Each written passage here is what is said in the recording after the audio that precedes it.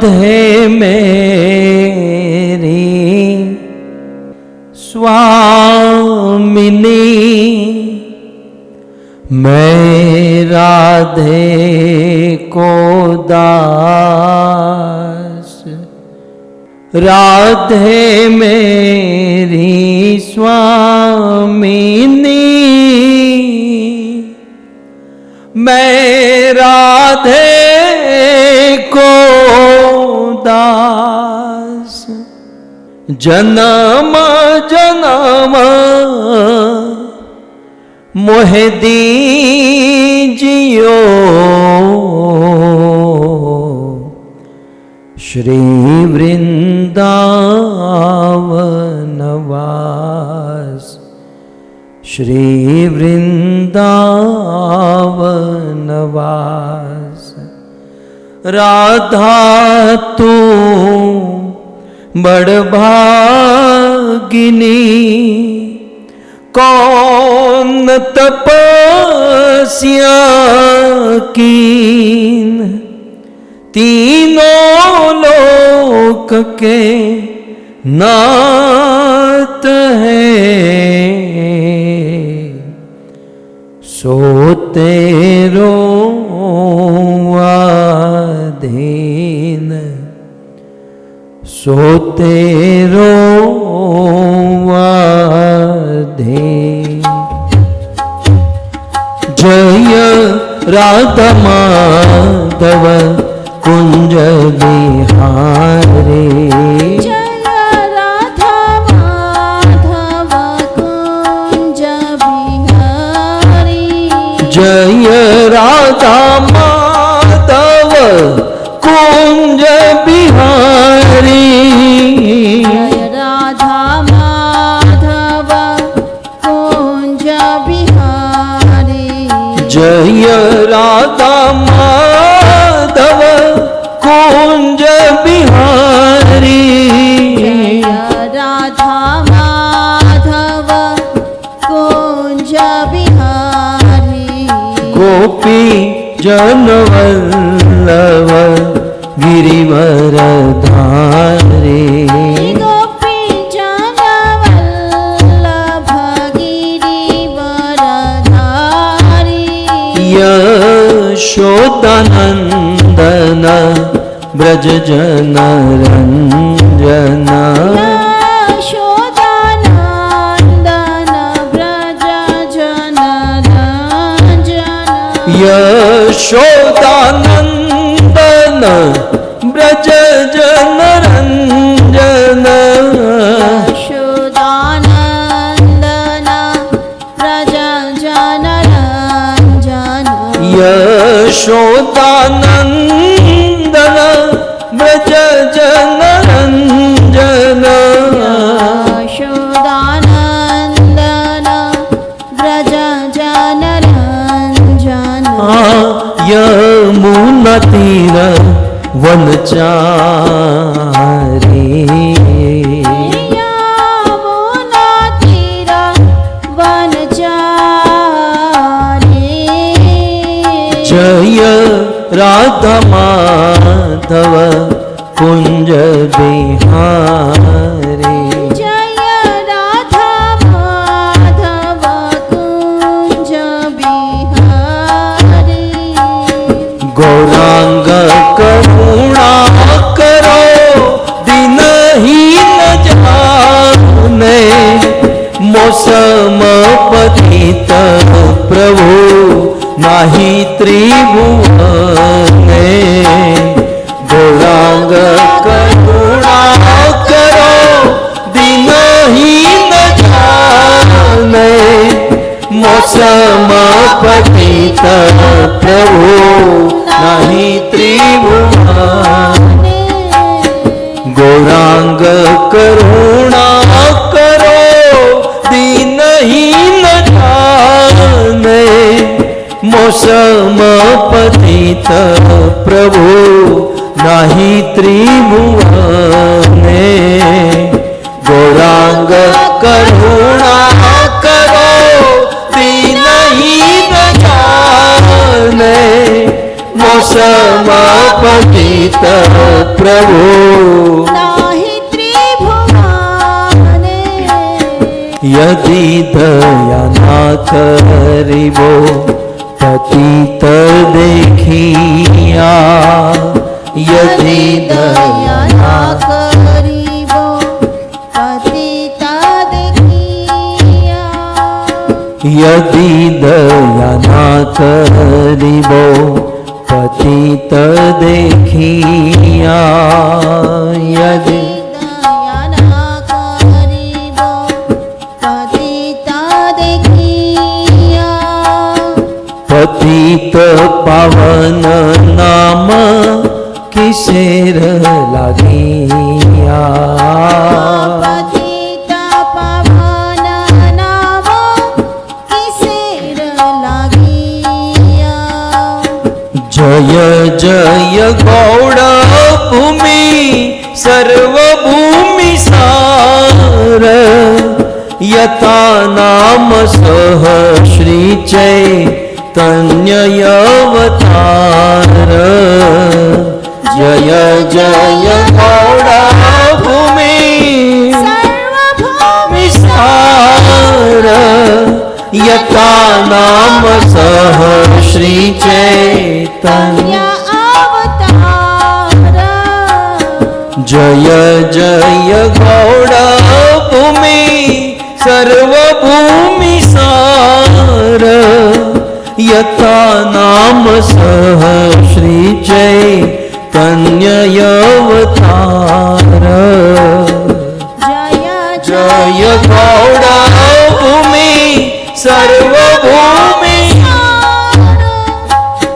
यथा नाम सह श्री चैतन्य अवतार हरे कृष्ण कृष्ण कृष्ण हरे हरे हरे राम राम राम हरे हरे कृष्ण हरे कृष्ण कृष्ण कृष्ण हरे हरे हरे राम राम राम हरे हरे हरे कृष्ण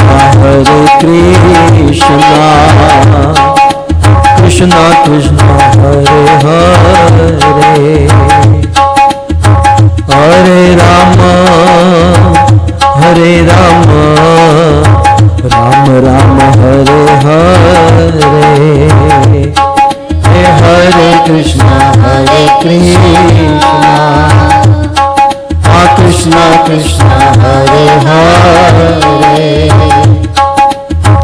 हरे राम राम राम हरे हरे हरे कृष्ण कृष्ण कृष्ण हरे हरे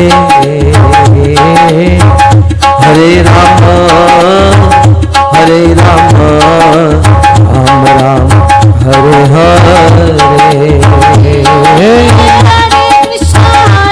जय हो गाइए प्रेम से कृष्ण कृष्ण हरे हरे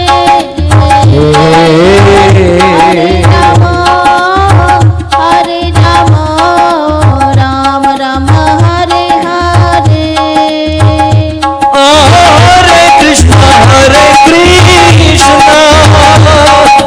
कृष्ण कृष्ण हरे हरे हरे राम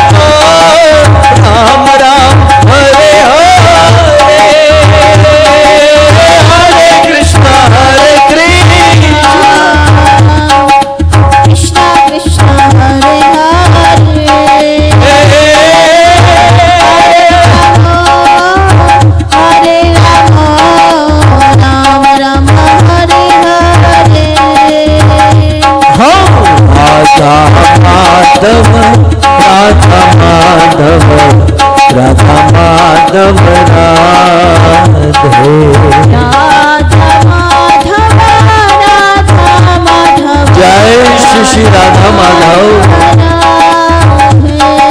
जगन्नाथ जगन्नाथ बलदेव जय सुभद्रा जय हो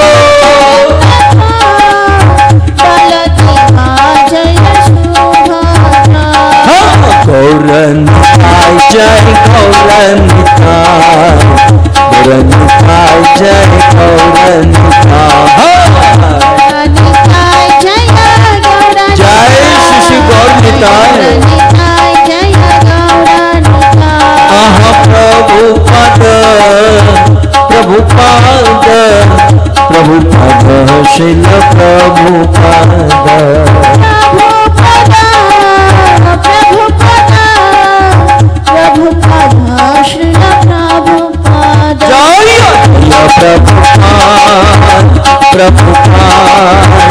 प्रभुपाद प्रभुपाद जय जय प्रभु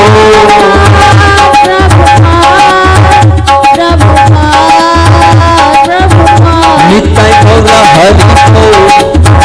हरि बोल हरि बोल हरि बोल हरि बोल नित्य गौर हरि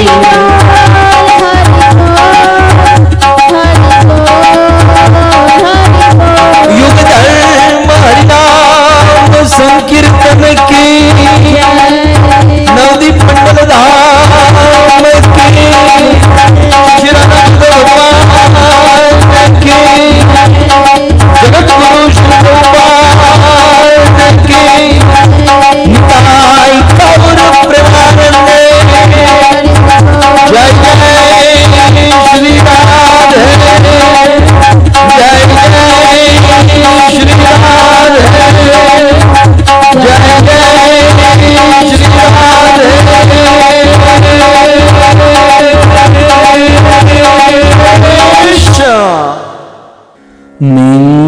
निन्दन्तं पुलकोत्करेण विकस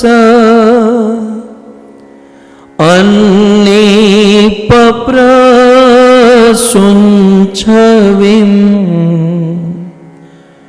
प्रोद्वीर्कृत्य भुजद्वयं हरि हरि त्युचे वदन्तं मोहो नृत्यन्तं दुतमाशु निर्जरचये सिञ्चन्त भूर्वितलम् गायन्तं निजपार्षदे परिवृतं श्रीगौरचन्द्रं नुमा श्रीगौरचन्द्रं नुमा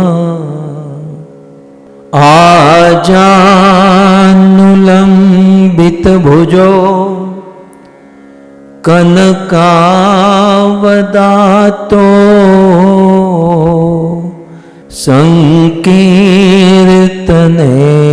संकीर्तनेकपितरो कमलायताक्षो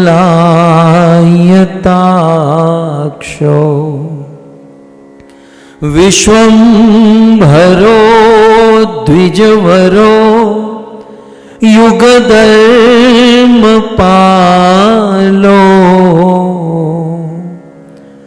वन्दे जगत प्रियकरो करुणावतारो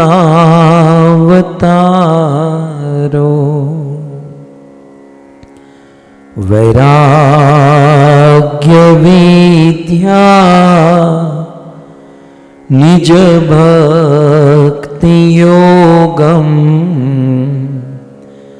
शिक्षात्म एकम् पुरुष पुराणम् कृष्ण चैतन्य शरीर धारी कृपाम्बुधि त्वां शरणं प्रपन्ना। ॐ नमो भगवते चैतन्य चंद्राय। ॐ नमो भगवते चैतन्य चंद्राय। ॐ नमो भगवते चैतन्य चंद्राय। जय जय श्री राधा रमण, जय जय नवल किशोर, जय गोपी चित चोर प्रभु, जय जय माखन चोर, जय जय माखन चोर। श्री कृष्णचंद्र भगवान की, जगत गुरु शील प्रभुपाद की, नवदीप मंडल परिक्रमा की। उपस्थित भगवत कथा अनुरागी पधारे हुए भक्त वृंद, इस सभा को परम सुशोभित करने वाले हमारे अंतर्राष्ट्रीय कृष्ण भावनामृत संघ इस्कॉन के वरिष्ठ भक्तगण, आधुनिक उपकरणों के माध्यम से बड़ी भारी मात्रा में इस कथा का श्रवण करने वाले देश विदेश के समस्त श्रोतागण एवं तन मन और धन से श्री गौर प्रेम भगवत प्रेम प्राप्त करने हेतु आज 9वें दिवस की यात्रा का आयोजन करने वाले हमारे महामनोरथी, हमारे प्रमुख यजमान, शिकागो से हमारे जगदीश प्रभु, प्रेमलता माता और सभी बच्चे, साथ ही साथ हमारे अब जिनके सहयोग से ये सब कुछ चल रहा है, हमारे वॉशिंगटन डीसी से हमारे स्नेही कहिए, सुहद कहिए, मधुसूदन प्रभु, रति मंजरी माता और उनके सुपुत्र कुशल और उनकी बहू दर्शिनी और इनका ग्रैंडसन तेज गोपाल। मधुसूदन प्रभु, जब मैं छोटा था तो मेरे पिताजी मुझे कंधे पर बिठाकर ये नवदीप मंडल की यात्रा कराते थे, मुझे आज भी याद है। कंधे पर बिठाकर गोवर्धन परिक्रमा आदि कराते थे। अब आप ठहरे अमेरिका के लोग, तो आप अपने तेज गोपाल को इसी प्रकार से यात्रा में सहयोग देकर बचपन से ही इस प्रकार संस्कार देने का प्रयास कर रहे हैं। सो हमारा ये पूरा वानोडिया परिवार आप सभी भक्तों का नवदीप मंडल परिक्रमा के 9वें दिवस में पुनः एक बार हार्दिक स्वागत एवं आप सबके चरणों में हमारा प्रणाम। मैं आपको ये कहूँ, हम यात्रा करते करते आप थक नहीं गए हैं? हम लोग कितना रोज चल रहे हैं। अंतरद्वीप, फिर सीमंत द्वीप, फिर गोद्रुम द्वीप, फिर कोल द्वीप, कितना हम लोग परिक्रमा कर रहे हैं। सो बड़ा सौभाग्य है। आइए प्रबोधानंद सरस्वती के एक सुंदर पावन श्लोक से हम आज का सत्र या आज की यात्रा प्रारंभ करें। बहुत सुंदर बात श्री प्रबोधानंद सरस्वती नवदीप शतक में लिखते हैं। संसार सिंधु तरणे हृदयं यदि स्यात् संकीर्तनामृत रसे रमते मनश्चेत् प्रेमाम्बुदो विहरसे यदि चित्त वृत्ति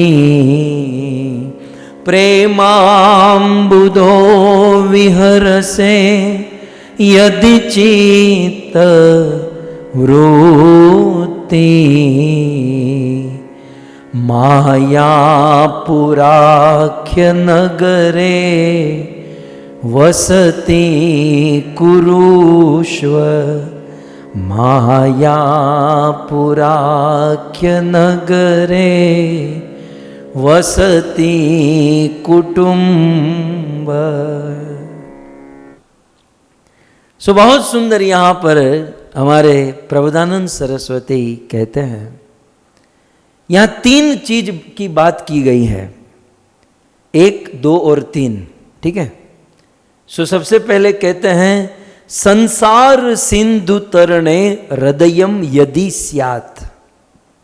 हे भक्तों, हे अमृत चर्चा प्लेटफॉर्म में बैठे हुए भक्तों, आपको कहा जा रहा है नवदीप मंडल परिक्रमा में घर बैठे सोफे पर बैठकर आराम से परिक्रमा करने वाले यात्रियों, आपके लिए कहा जा रहा है संसार सिंधु तरणे हृदयम यदि स्यात्। यदि हृदय में, दिल में संसार सिंधु तरणे, यदि हमारे हृदय में संसार रूपी सिंधु, संसार रूपी समुद्र को तरणे, पार करने की इच्छा है क्या नहीं है?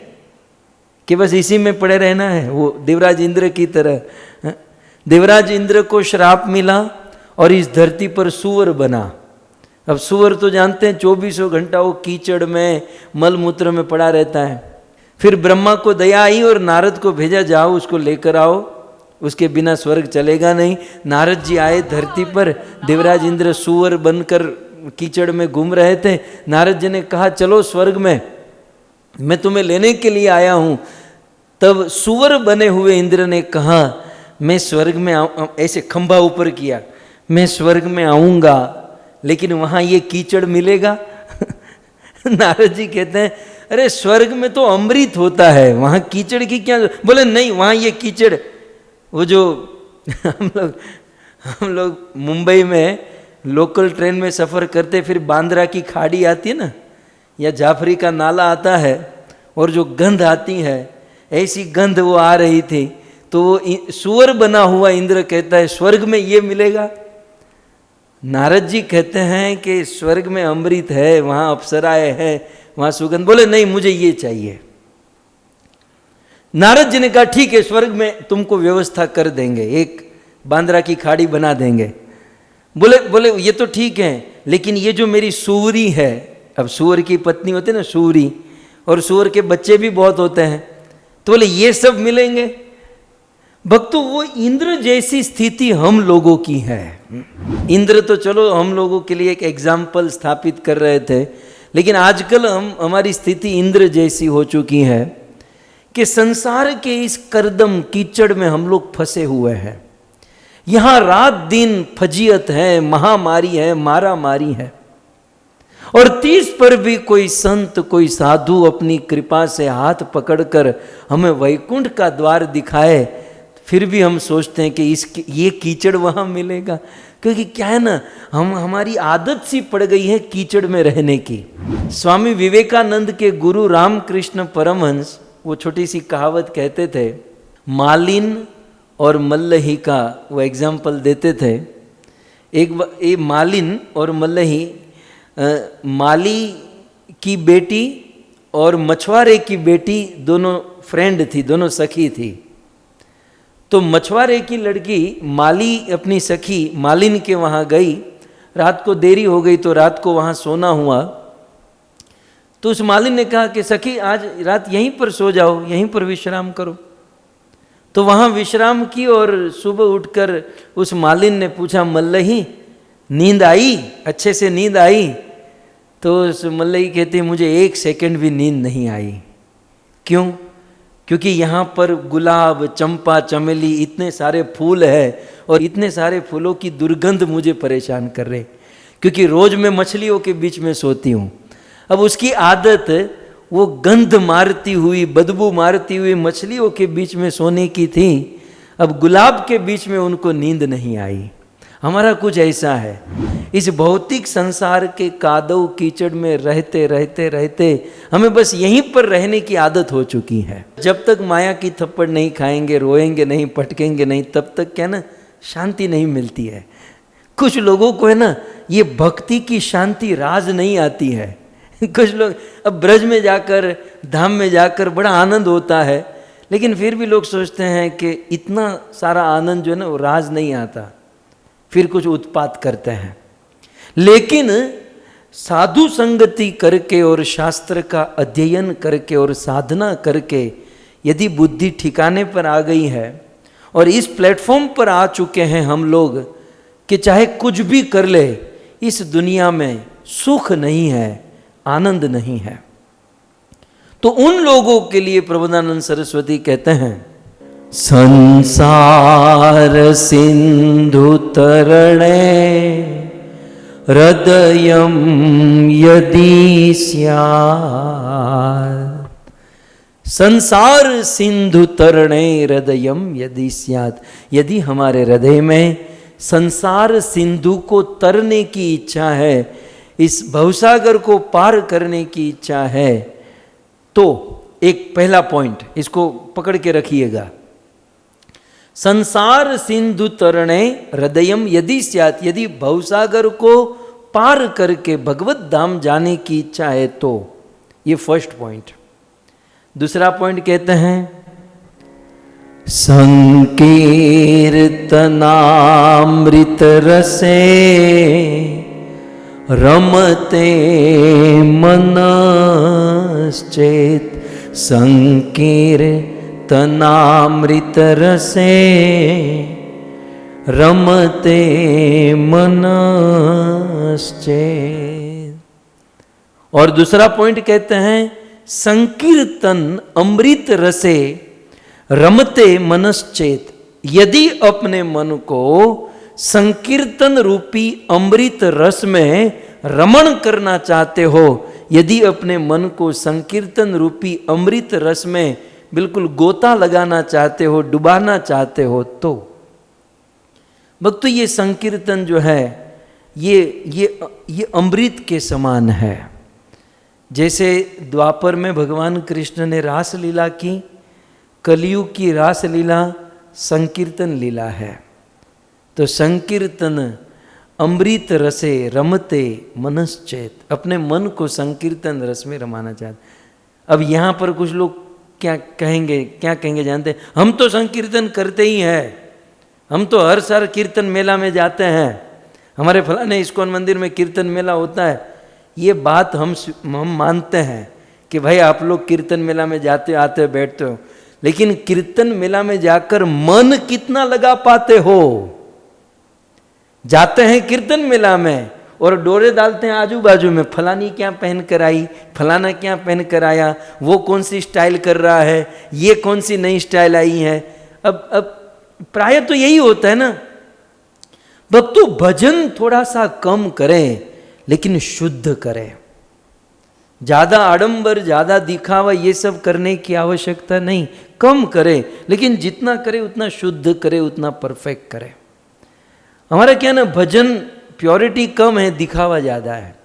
तो यहां पर ये बात हो रही है, संकीर्तन तो सब लोग करते हैं, अभी कथा के पहले भी हमने कीर्तन ही तो किया, लेकिन संकीर्तन कैसा? प्योर संकीर्तन किसे कहते हैं? संकीर्तनामृत रसे रमते मनश्चेत। संकीर्तन करे और संकीर्तन में ऐसा डूब जाए, ऐसा बह जाए कि आजू बाजू में कौन बैठा है कोई ज्ञान न रहे, केवल हम और भगवान है। भगवान की प्रसन्नता के लिए संकीर्तन। तो ये दूसरा पॉइंट है। पहला, यदि हमारे हृदय में भवसागर को पार करने की इच्छा है तो। दूसरा, यदि संकीर्तन अमृत रस में हमको गोते मारना है, डूबना है तो। हमारे मन को डुबाना है तो। और तीसरा कहते हैं प्रेमाम्बुदो विहरसे यदि चित्त व्रोते। प्रेमाम्बुदो विहरसे यदि चित्त व्रोते। और तीसरी बात कहते हैं प्रेमाम्बुदो विहरसे यदि चित्त वृत्ति। हमारी चित्त वृत्ति मन बुद्धि अहंकार और ये तीनों से प्रकट हुआ चित्त, ये प्रेम रूपी अमृत में आप्लावित करना चाहते हैं, अर्थात भगवान से शुद्ध प्रेम, अकारण प्रेम, निर्दोष प्रेम, निस्वार्थ प्रेम करना चाहते हैं। तो 3 पॉइंट है यहाँ पर। अब तीनों पॉइंट आपको समझ में आ गया। भवसागर से पार होना है, संकीर्तन रस में अपने मन को डुबाना है, और तीसरा मनुष्य जीवन का सर्वोच्च लक्ष्य भगवत प्रेम, कृष्ण प्रेम, उस भगवत प्रेम को प्राप्त करना है। तो एक चीज अवश्य करनी पड़ेगी, नहीं तो ये 3 नहीं मिलेगा। और क्या करना पड़ेगा? प्रबोधानंद महाराज कहते हैं माया पुराख्य नगरे वसति कुरुष्व।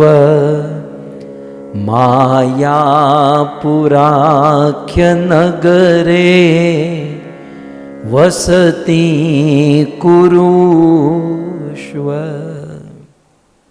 यदि ये तीनों चीज आसानी से प्राप्त करना चाहते हैं तो मायापुराख्य नगरे वसति कुरुष्व। मायापुर नाम का जो नगर है, मायापुर माने नवद्वीप धाम, नवद्वीप मंडल, गौर मंडल में जो अंतरद्वीप में मायापुर नाम का जो नगर है, वसति कुरुष्म, उनमें वास करो। मायापुर नाम के नगर में वास करोगे तो इस भवसागर को पार कर जाओगे, संकीर्तन अमृत रस में अपने मन को डुबा पाओगे और भगवान श्री कृष्ण से परम शुद्ध विशुद्ध प्रेम कर पाओगे यदि मायापुर नाम के नगर में वास करोगे। नहीं लगता है कि मायापुर जाना चाहिए? हम ऐसे मन में इच्छा नहीं करती है मायापुर में वास होना चाहिए, हैं? सो भक्तों, बस हम जहाँ है वहाँ बैठकर भगवान के धाम में जाने की इच्छा हो जाए तो यह हमारा कार्य सफल हो जाए। केवल मन में इच्छा, बाकी करना कराना तो भगवान के हाथों में है। सो इस प्रकार से प्रबोधानंद महाराज ने बहुत सुंदर मायापुर की नवद्वीप धाम की महिमा बताई, जिससे हम मनुष्य जीवन के साधन को परिपूर्ण कर सकते हैं। नरोत्तम दास ठाकुर ने बहुत सुंदर, नरोत्तम तो नरोत्तम है, वो तो अपनी भजनीय शैली में नरोत्तम दास ठाकुर कहते हैं श्री गौर मंडल भूमि जे बाजान चिंतामणि। श्री गौर मंडल भूमि जे बाजान चिंतामणि। तारहय ब्रज भूमे वास। तारहय ब्रज भूमे वास। नरोत्तम दास ठाकुर कहते हैं श्री गौर मंडल भूमि, ये गौर मंडल, ये नवद्वीप मंडल, हम जो यात्रा परिक्रमा कर रहे हैं, ये नवद्वीप मंडल भूमि कैसी है? जेबा जाने चिंतामणि। ये नवद्वीप मंडल भूमि चिंतामणि के समान है। चिंतामणि माने चिंतन करने मात्र से वस्तु प्रकट हो जाए, चिंतामणि। और ऐसी चिंतामणि गौर मंडल भूमि में यदि हम वास करेंगे, अरे वास छोड़िए, वास की बात नहीं है, क्षमा कीजिए, क्या क्या लिखा है, एग्जैक्ट शब्द पकड़िए। गौर मंडल भूमि जेबा जाने चिंतामणि, केवल जानना है। कितनी सुंदर बात है। देखो हमारा ये जो 9 दिन का प्रोग्राम है ये सफल हो जाएगा, केवल इतना जान लो कि ये नवद्वीप भूमि, गौरमंडल भूमि, नवद्वीप मंडल भूमि चिंतामणि है। That's all. यहां पर शब्द क्या आया? जाने। नरोत्तम क्या कहते हैं? केवल ऐसा जानना है, बस जाना नहीं है। जाओ तो अच्छी बात है, वहां जाकर रहो तो अच्छी बात है, लेकिन मुझे हम गले तक विश्वास है कि आप नहीं जाओगे, और जाओगे तो 2-5 दिन में वापस आ जाओगे। मुझे टोटल पूरा विश्वास है। मत जाओ, कभी कभी जाते हो तो जाकर आ जाओ। लेकिन नरोत्तम ने क्या कहा? श्री गौरमंडल भूमि जेबा जाने चिंतामणि। केवल गौरमंडल भूमि को चिंतामणि जान लो, इतना समझ लो। केवल इतना समझ भी लोगे ना तो तार हय ब्रज भूमि वास, तब भी आपको ब्रज भूमि में वास मिल जाएगा, भगवान के धाम गोलोक वृंदावन में स्थान मिल जाएगा। केवल ये नवद्वीप भूमि को जान लो कि ये चिंतामणि है। कितनी बड़ी बात, कितनी सुंदर बात। अब आप विचार कीजिए, केवल नवद्वीप मंडल भूमि को जानने से ये लाभ है, तब हम लोग वहाँ जाकर रहेंगे और रहकर भजन करेंगे, संकीर्तन करेंगे, तब तो क्या कहना। हमारे एक बहुत बड़े भक्त हुए नरहरि दास जी लिखते हैं, आप नीचे देख सकते हैं, नवद्वीप वृंदावन दुई एक है। नवद्वीप धाम और वृंदावन धाम दोनों एक है। नवद्वीप वृंदावन दुई एक है, गौर श्याम रूपे प्रभु सदा विलसई। बस अंतर कितना है? नवद्वीप और वृंदावन दोनों एक हैं। अंतर इतना है कि नवद्वीप में गोरा रहता है और वृंदावन में काला रहता है। That's all. नवद्वीप वृंदावन दुई एक है, नवद्वीप और वृंदावन दोनों एक है। फर्क कितना? गौर श्याम रूपे। नवद्वीप में गोरा है और वृंदावन में काला है। बस यहाँ कालिया कालिया कालिया, यहाँ गोरिया गोरिया गोरिया, काला गोरा का फर्क है, बाकी सदा दोनों समान है। आप जानते हैं अपराध कितने हैं? आप तो अपराध करते ही नहीं हो, तो आप तो कैसे जानोगे? तो हम लोग जैसे लोग जानते हैं अपराध कितने होते हैं। देखिए भक्ति रसामृत सिंधु में रूप गोस्वामी ने अपराध के विषय में बहुत बड़ा चैप्टर है। 10 नाम अपराध हैं, 32 सेवा अपराध हैं, 6 वैष्णव अपराध हैं और 10 धाम अपराध है। 10 नाम अपराध, 32 सेवा, हम जो सेवा करते हैं ना उसमें 32 टाइप के अपराध होते हैं। तो 10 नाम अपराध, 32 सेवा अपराध, 6 वैष्णव अपराध। वैष्णव अपराध भी 6 प्रकार के, हंति निंदंती वैद्वेष्टि इत्यादि, और 10 धाम अपराध। धाम के प्रति भी 10 अपराध हैं। और लगभग उस 10 धाम अपराध में लगभग 7वां अपराध है कि नवद्वीप और वृंदावन, मायापुर और वृंदावन को भिन्न समझना, नवद्वीप और वृंदावन को अलग समझना, ये धाम के प्रति बहुत बड़ा अपराध है।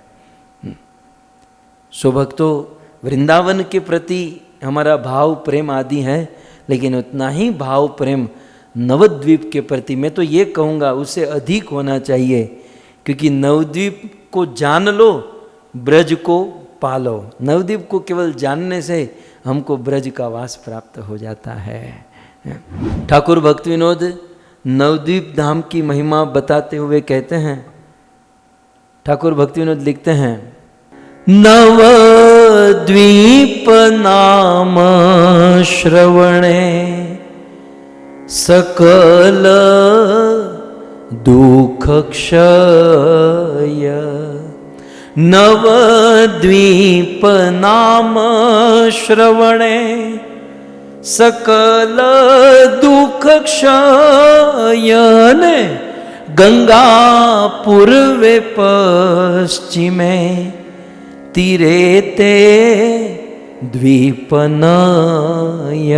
गंगा पूर्वे पश्चिमे तीरे ते द्वीपनय। ठाकुर भक्ति विनोद कहते हैं, नवद्वीप नाम श्रवणे सकल दुख क्षय। हमने देखिए ये 9 दिन यात्रा की ना, अब तो पता नहीं अगले साल हम लोग मिलेंगे, ऑनलाइन चल रहा होगा और यात्रा करेंगे, लेकिन ये जो हमारे 9 दिन बीते हैं और इस 9 दिनों में हमने नवद्वीप का नाम जो लिया, बाकी जो किया सो किया वो सब दूर की बात है, लेकिन हम बीच बीच में नाम लेते ना, ये अंतरद्वीप, ये सीमंत द्वीप, ये गोद्रुम द्वीप। तो ठाकुर भक्ति विनोद कहते हैं कि नवद्वीप नाम श्रवणे सकल दुख क्षय। केवल नवद्वीप के 9 आइलैंड के नाम को सुनने से सारे दुख दूर हो जाएंगे। कौन से? तो कहते गंगा पूर्वे पश्चिमे तीरे ते द्वीप नई। गंगा के पूर्व में और पश्चिम में के तीर किनारे पर नई, नई माने 9 प्रकार के जो द्वीप है, उस द्वीप में यदि हम उसका नाम श्रवण करेंगे तब भी हमारा दुख दूर हो जाएगा। हाँ? अब आप कहोगे हमारा दुख क्या है? हम भक्तों के लिए ये कोई जॉब ठीक से नहीं हो रहा है, पैसे नहीं कमा रहे हैं, हमें शरीर में रोग हो गया, ये भक्तों का कोई दुख नहीं होता। भक्तों का सबसे बड़ा दुख है भगवान का विरह, भगवान का दर्शन न होना, मन में भगवान का स्मरण टूट जाना, ये भक्त का वास्तविक दुख है। और यदि ऐसे दुखों से मुक्त होना चाहते हैं तो हमें नवद्वीप धाम के नाम का भी श्रवण कर लेंगे ना, इन दुखों से मुक्त हो जाएंगे। आपको 9 द्वीप के नाम याद है? 9 द्वीप के नाम जो है, यदि याद रखने, आज अंतिम दिन है ना यात्रा का, तो एक श्लोक याद कर लीजिए, ये सारे द्वीप और कौन सा कहाँ, ये सब कुछ एक श्लोक में आपको याद हो जाएगा। पूर्वे अंतर द्वीप सीमंत द्वीप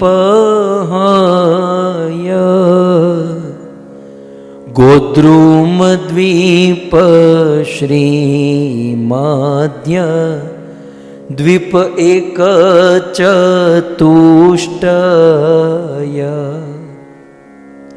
कोलरी तू जनुश्री मोद्रुम यार कोलरी तू जनुश्री मोद्रुम द्वीप यार रुद्र द्वीप एहि पंच पश्चिमे प्रचार रुद्र द्वीप एहि पंच पश्चिमे प्रचार। हमारे आचार्यों ने कितना सरल करके दे दिया, कितना सरल, फिर भी हम लोग ये याद न करें और इसको न समझे, तब तो हमारा दुर्भाग्य है। और क्या? अब देखिए, केवल ये एक श्लोक याद रख लीजिए, क्या कहते हैं? पूर्वे, पूर्वे माने गंगा के पूर्वी तट पर। सो गंगा के पूर्वी तट पर पूर्वे अंतरद्वीप सीमंत द्वीप गोद्रुम द्वीप मध्य द्वीप एक चतुष्टय। गंगा के पूर्व में 4 द्वीप है। कौन से 4 द्वीप? तो कहते हैं पूर्वे अंतरद्वीप, सीमंत द्वीप, गोद्रुम द्वीप और श्री मध्य द्वीप एक चतुष्टय, ये 4। और फिर नीचे कोल द्वीप, ऋतु द्वीप, जहनु द्वीप, मोद्रुम द्वीप, रुद्र द्वीप, यही 5 पश्चिम में प्रचार। और ये गंगा के पश्चिम में है, ऐसा लोग कहते हैं, ऐसा लोग मानते हैं। सीधे एक श्लोक में सारे द्वीप आ गए। तो इस प्रकार से ये 9 द्वीप जो है, इस 9 द्वीप के नाम को हम केवल सुन भी लेते हैं तो संसार की सारी बाधाएं मिट जाती हैं, सारा प्रॉब्लम, सारी चिंता दूर हो जाती है। भक्तों, ये 9 द्वीप की कितनी महिमा, ये 9 द्वीप नवधा भक्ति से भूषित है। इसलिए इसी श्लोक में आगे कहा गया, श्री नवद्वीप यानंद वर्धनम सर्वसंपदम ब्रह्मादि वंदितं नित्यं, ब्रह्मादि वंदितं नित्यं, नवधा भक्तिभूषितं, नवधा भक्तिभूषितं। ठाकुर भक्ति विनोद लिखते हैं, श्री नवदीप आनंद वर्धनम सर्व संपदम। दो चीज है भाई, नवद्वीप धाम का आश्रय करोगे या नवद्वीप धाम का कैसे भी करके संग करोगे, या वहाँ जाकर, या फिर अभी जैसे आप कथा भी सुन रहे हो, दर्शन भी कर रहे हो, सब कुछ हम लाइव वहाँ का दर्शन आदि कर रहे हैं, तो जैसे तैसे नवद्वीप के संस्पर्ग में आओगे तो दो चीज होगी, एक श्री नवदीप आनंद वर्धनम, एक तो हमारे जीवन में आनंद का वर्धन होगा, और दूसरा सर्व संपदम, ये जो 1 साल की कड़की हो गई है ना मंदी, ये तो सर्व संपदम, संपद माने संपत्ति, नवदीप धाम जो है संपत्ति प्रदान करती है। फिर से मैं कहूँ, हम भक्तों के लिए ये रुपये पैसे डॉलर आदि संपत्ति नहीं, हमारे लिए संपत्ति कृष्ण प्रेम धन है, भगवत प्रेम धन। तो ये नवदीप आनंद और प्रेम धन रूपी संपत्ति का वर्धन करता है। इतना ही नहीं, दूसरी लाइन में कहते हैं ब्रह्मादि वंदितम, ब्रह्मा जैसे बड़े बड़े देवताओं के द्वारा वंदनीय है। आज हम सुनेंगे, आज का जो द्वीप है ना, ऋतु द्वीप, बहुत सुंदर, ब्रह्मा आदि देवी देवताओं के द्वारा वंदित है, और ये नवद्वीप नवधा भक्ति भूषितम, 9 भक्ति से विभूषित है, आभूषित है। सो नवधा भक्ति भूषितम, ये नवद्वीप धाम, ये 9 आइलैंड 9 भक्ति से विभूषित। फिर से आप सबको याद ही होगा, स्मरण करा दूं, मैं खुद रिवाइज करके मैं याद कर लूं। अंतर्द्वीप सबसे पहला है, अंतर्द्वीप, अंतर्द्वीप आत्मनिवेदन भक्ति को प्रतिपादित करता है। दूसरा सीमंत द्वीप, जो श्रवण भक्ति का प्रतिपादन करता है। तीसरा गोद्रुम द्वीप, जो कीर्तन भक्ति का प्रतिपादन करता है। चौथा मध्य द्वीप, जो स्मरण भक्ति का प्रतिपादन करता है। 5वां कोल द्वीप, जो पाद सेवनम भक्ति। 6ठा ऋतु द्वीप, अर्चनम भक्ति। 7वां जन्नु द्वीप, वंदन भक्ति। 8वां मोद्रुम द्वीप, दास्यम भक्ति। और 9वां रुद्र द्वीप, साख्यम भक्ति। सो भक्तों, 9 द्वीप 9 भक्ति को प्रतिपादित करते हैं। और आज हम सब विचरण करते हुए आप सब जानते हैं ऋतु द्वीप में आए हैं। सो ये 9 द्वीप हैं, और 9 द्वीप के अंतर्गत हम 5 द्वीप पार कर चुके हैं। कल 5वें द्वीप के ऊपर हमारी चर्चा हुई। गत सत्र में हमने कोल द्वीप पर हमने परिक्रमा की। अब कोल द्वीप के बिल्कुल बगल में है ऋतु द्वीप। अब इसके प्रोनाउंसिएशन 2 होंगे, ऋतु और ऋतु, दोनों बोल सकते हैं। सो हम तो दोनों बोलेंगे, ऋतु द्वीप, ऋतु द्वीप। सो ऋतु द्वीप है, ये द्वीप इतना इसकी परिसीमा है। आप देख सकते, ये डार्क पर्पल लाइन जो है ये बॉर्डर है। सो कोल द्वीप के बाजू में है ये ऋतु द्वीप। ये ऋतु द्वीप जो है भक्तों, ये किस भक्ति को प्रतिपादित करता है? ये प्रतिपादित करता है पूजनम, अर्चनम भक्ति को, जिसे हम अर्चन भी कह सकते हैं और पूजन भी कह सकते हैं। ऋतुद्वीप अर्चन पूजन भक्ति को प्रतिपादित करता है।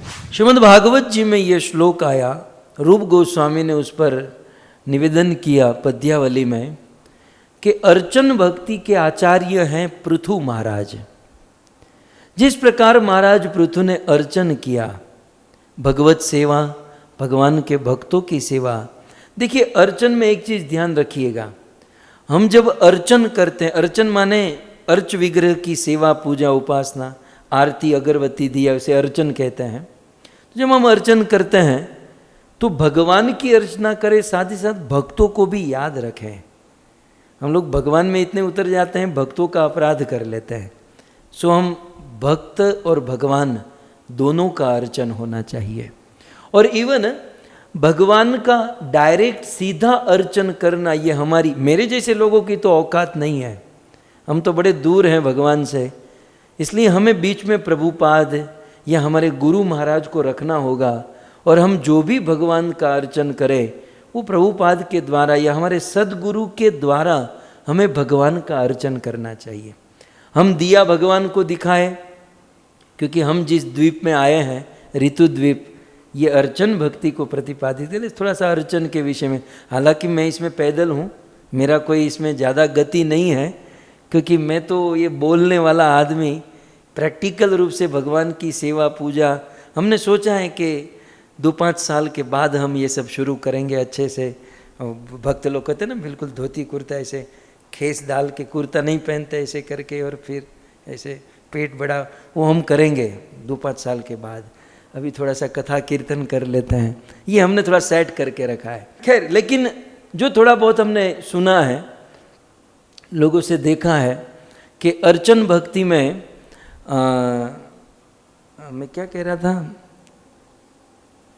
जब हम अर्चन करते हैं तो अर्चन भक्ति में हमारी जो अर्चन भक्ति है सबसे पहले भागवत विधि से और नारद पंचरात्रक विधि से होती हैं।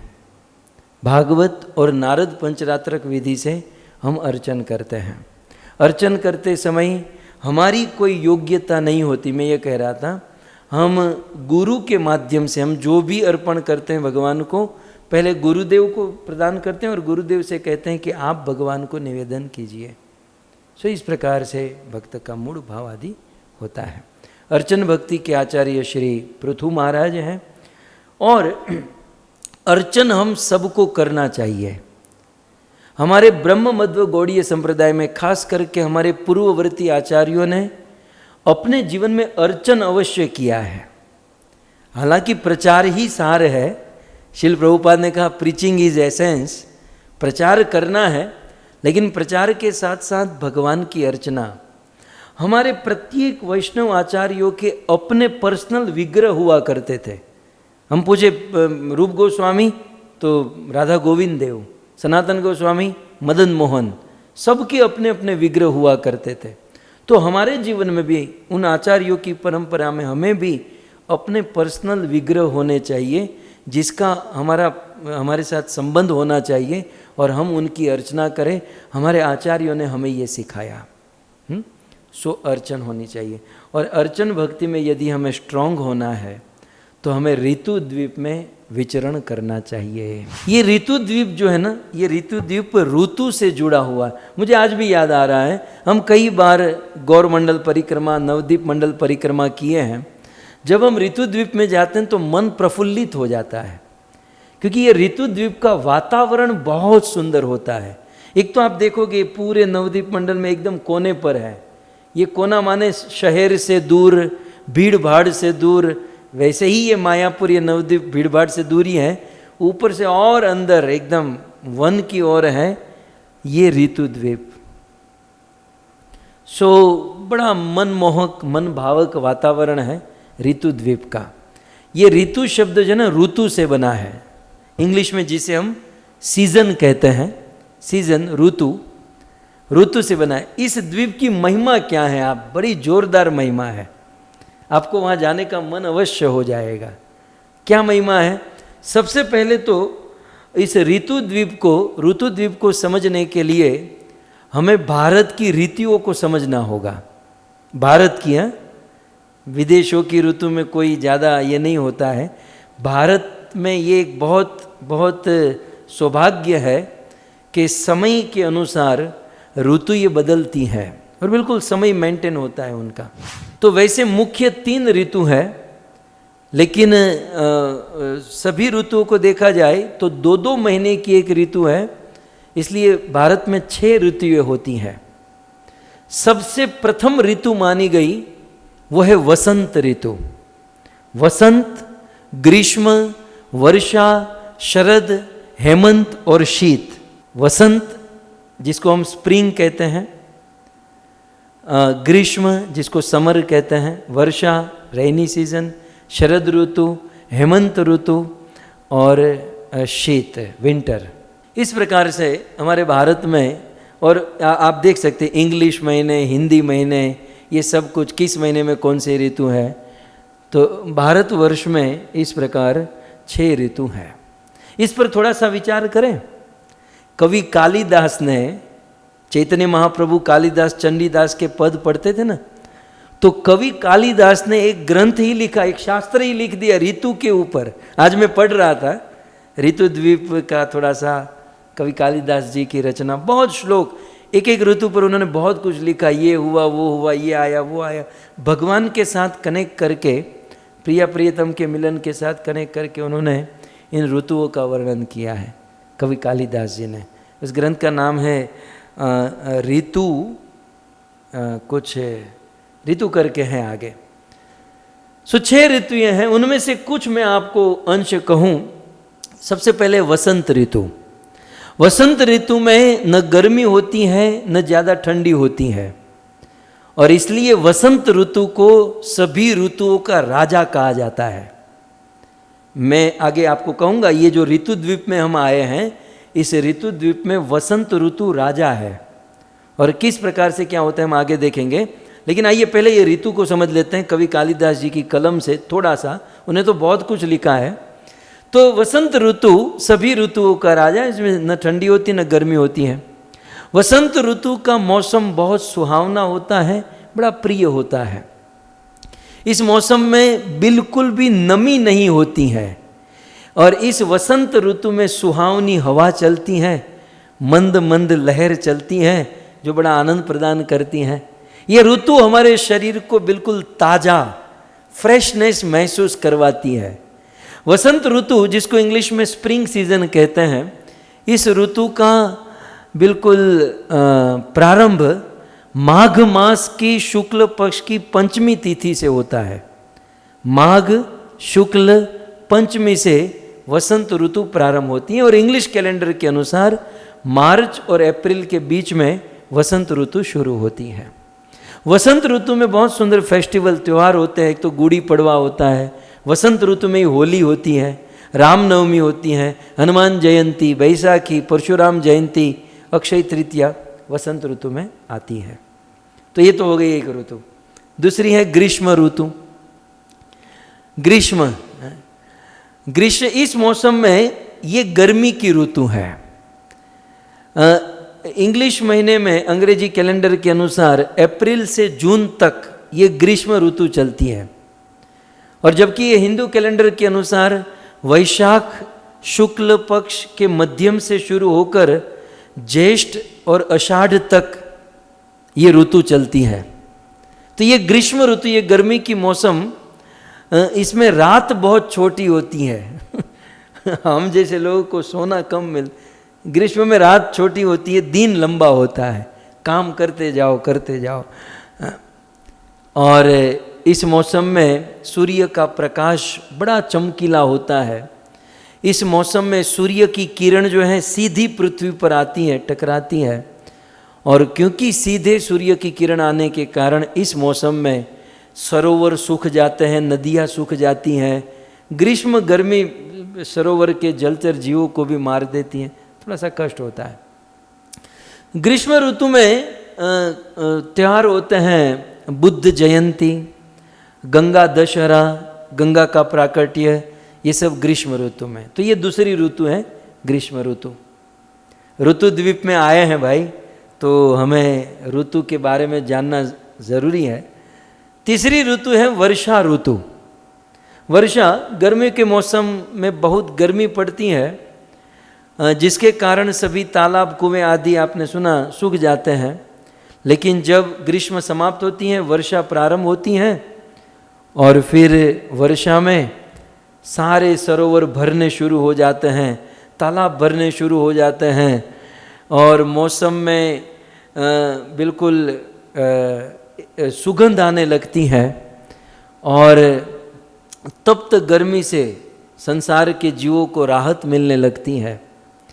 इस मौसम का समय जून और अगस्त का होता है, और हिंदी महीने के अनुसार आषाढ़ से सावन तक ये वर्षा ऋतु चलती है। इस मौसम में किसान जो है ना, खेडूत, फार्मर, ये बड़े खुश होते हैं, बड़े प्रसन्न होते हैं, क्योंकि किसानों के लिए उपयुक्त सीजन है वर्षा, और धान और जूट आदि की फसलें इस वर्षा ऋतु में लगाना पकना प्रारंभ हो जाता है। वर्षा ऋतु में बहुत सुंदर त्यौहार होते हैं। हमारी जन्माष्टमी, रक्षाबंधन, बलराम पूर्णिमा, संत कबीर जी की जयंती, आजकल योगा दिवस, ये सब वर्षा ऋतु में मनाए जाते हैं। चौथी ऋतु है शरद ऋतु। शरद, इस मौसम में हमें आसमान बिल्कुल साफ दिखाई देता है, गर्मी कम हो जाती है, और इस मौसम में सफ़ेद बादल छाए रहते हैं चारों दिशा में, और प्रतीत होता है कि बादल एक दूसरे से खेल रहे हैं। कवि कालिदास है ना भाई, वो तो बादल एक दूसरे से खेल रहे हैं, ऐसा प्रतीत होता है। इस मौसम में हर दिशा में खुशहाली छा जाती है। इस मौसम में इसे पतझड़ ऋतु भी कहा जाता है। सुबह सुबह घास पर मोतियों जैसी बूंदें छा जाती हैं, जिसे हम क्या कहते हैं, वो मोतियों जैसी सुबह सुबह पानी छा जाती हैं। इस मौसम में सब्जियों की बहुत पैदावार होती है, फल फ्रूट आदि इस मौसम में ज़्यादा उगते हैं। अगस्त से शुरू होता है, अक्टूबर तक ये चलता है। हिंदू महीने के अनुसार भाद्रपद से शुरू होकर आश्विन तक ये ऋतु चलती है। पांचवी ऋतु है हेमंत ऋतु। हेमंत ऋतु का मौसम भी बड़ा सुहावना होता है। इस मौसम में ठंडी अब शुरू होने लगती है। वहाँ बारिश धीरे धीरे समाप्त हुई, हेमंत में ठंडी बढ़ने लगती है।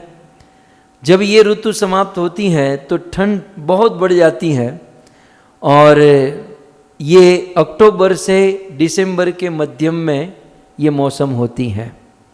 और इस मौसम में नरक चतुर्दशी, गोवर्धन पूजा, भाई बीज, गोपाष्टमी, तुलसी विवाह, गुरु नानक जयंती इत्यादि ये सब इस मौसम में होता है। और छठी ऋतु है विंटर, शीत ऋतु, जिन्हें આપણે શિયાળો કહીએ तो शीत विंटर।